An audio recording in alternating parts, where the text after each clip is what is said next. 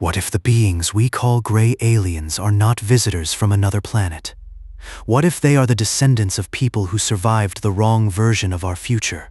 The theory has two names, P47 and P52, and in 2020, a young researcher from America's Rocket City described them in a conversation that would outlive her. 47,000 years, 52,000 years, not distances from Earth, but distances from us in time. One catastrophe, two surviving human lineages, one forced below ground until its body no longer looked human, the other remaining on the surface, or escaping beyond Earth, while preserving more of what we recognize as ourselves. Online, that fragment became a war between two futures. But the real story is stranger, because Amy Eskridge was real. Her scientific background was real. The gravity research surrounding Huntsville was real. And a nearly identical P45 and P52 story had already been public for years. So, where did the two numbers actually come from? What evidence supports them? And did Amy reveal a hidden program, repeat an older mythology, or discover a story that sits somewhere between the two? To understand why people listen to Amy, begin in Huntsville, Alabama. Redstone Arsenal, NASA's Marshall Space Flight Center, and the University of Alabama in Huntsville made the city one of America's most concentrated aerospace communities. Here, propulsion is not internet folklore. It is a profession, a family history, and sometimes classified work. Amy Catherine Eskridge grew up inside that culture. Her surviving resume's degrees in chemistry and biological sciences, laboratory work in biotechnology, experience with microdevices, and graduate study in materials science. It also lists internships connected to the Army's aviation and missile research ecosystem. Those facts matter. They explain why Amy did not sound like an anonymous storyteller, but they also create a dangerous shortcut: credibility by proximity. A real NASA paper proves Richard worked on a thruster. A real laboratory resume proves Amy had technical experience. Neither one proves that future humans were visiting the present. In December 2018, Amy gave a public lecture titled A Historical Perspective on Anti-Gravity Technology. The surviving slides move through a century of disputed claims, from Townsend Brown and John Searle to Ning Li, Eugene Podkletnov, and government interest in unconventional propulsion.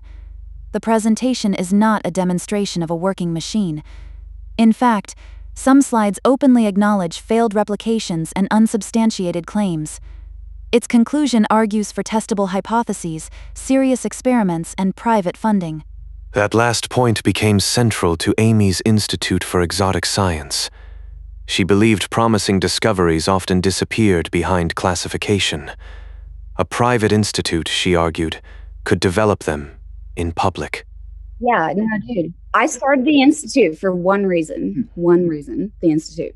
I started it as a public-facing persona to disclose anti-gravity technology through, because I told Mark this. If you stick your neck out in public, at least someone notices if your head gets chopped off. If you stick your neck out in private, fuck you. They will bury you. They will burn down your house while you're sleeping in your bed, and it won't even make the news. That's why the Institute exists. There was real gravity research in Huntsville. NASA and UAH tested claims involving superconductors and extremely small changes in measured acceleration. The published static experiment did not detect a gravity change above its stated threshold. Apparent signals were traced to ordinary effects.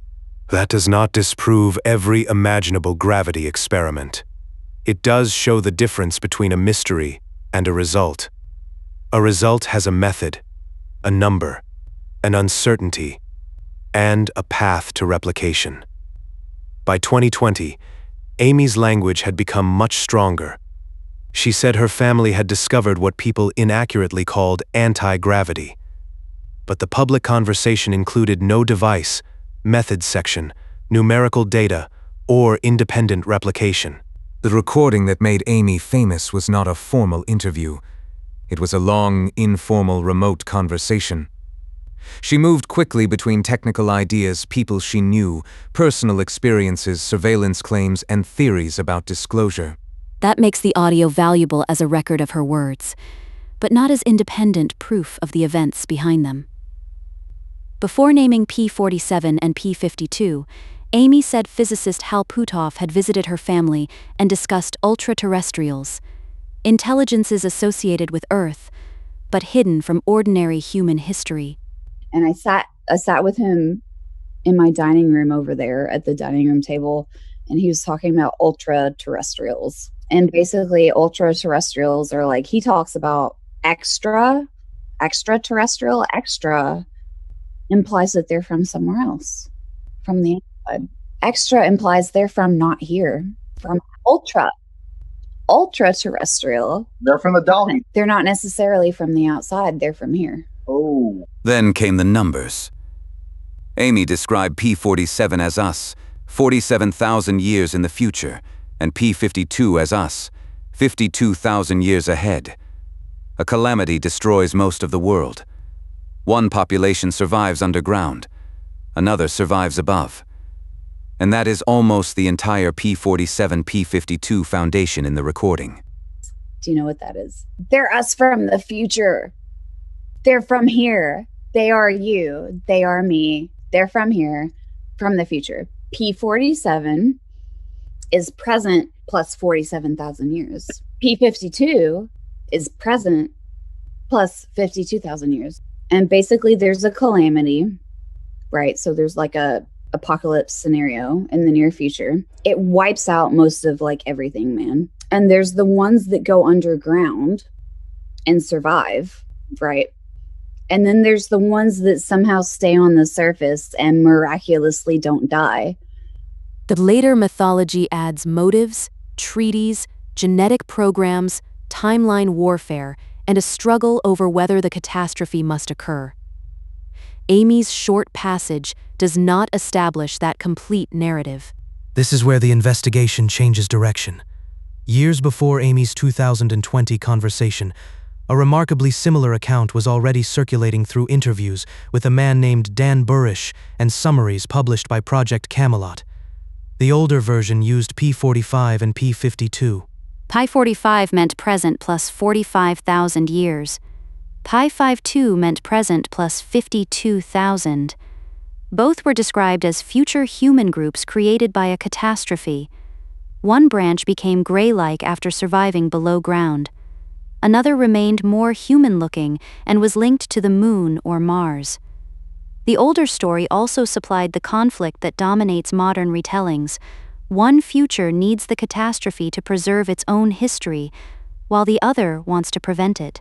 Amy said P47, not P45. But P52 remained identical.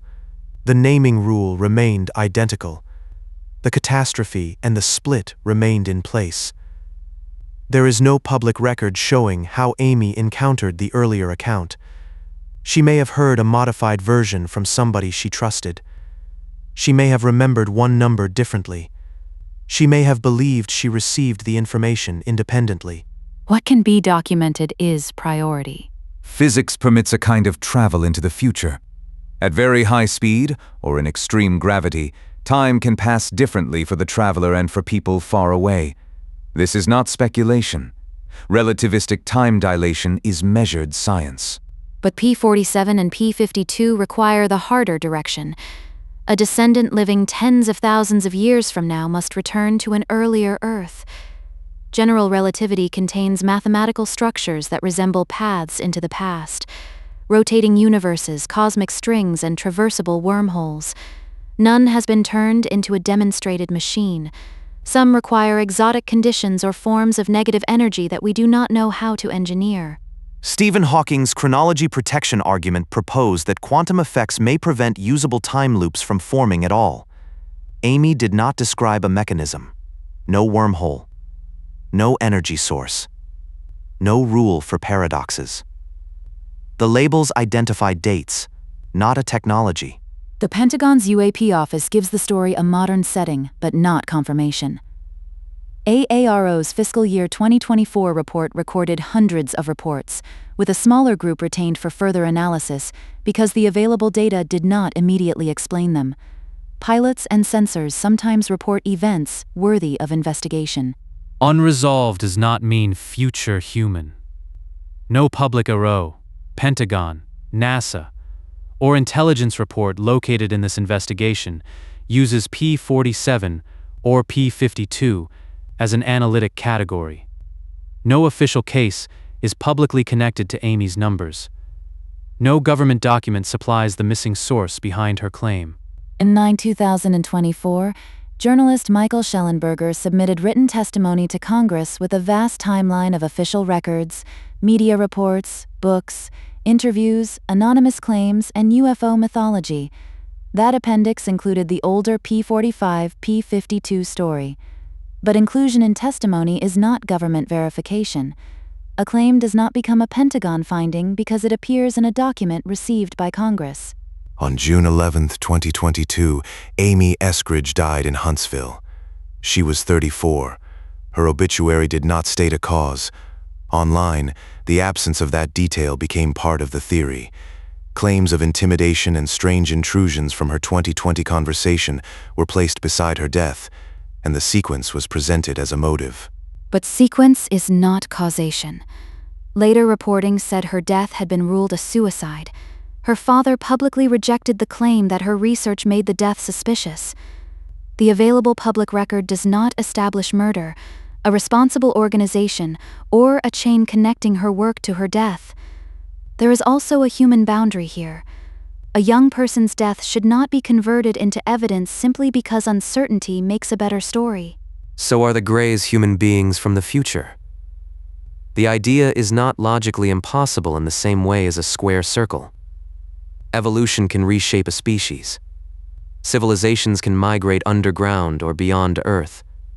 Relativity changes how time is experienced, and some UAP cases remain unresolved. But none of those facts identifies P47 or P52. The two labels remain attached to relayed claims, not a sample, a dataset, a reproducible gravity effect, or a prediction that was recorded before the event it explains. The strongest discovery in this case is not proof of two future civilizations. It is the path by which a story acquires authority. Real institutions, real scientists, genuine secrecy, unresolved government cases, and one tragic death, compressed until the boundary between evidence and mythology disappears. P47 and P52 may describe a future someone believed was real.